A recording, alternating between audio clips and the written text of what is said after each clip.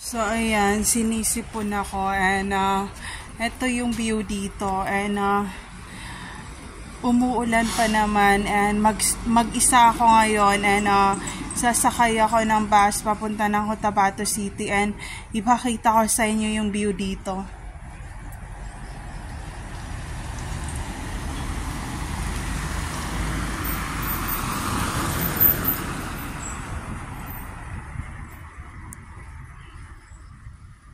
So, tahimik dito sa airport ngayon and ayan, very talaga, tahimik talaga yung pagbaba namin ng eroplano, ganyan. So, ayun, papunta na ako sa terminal ng bus ngayon. So, see you later friends kasi malulobat na rin tong phone ko eh.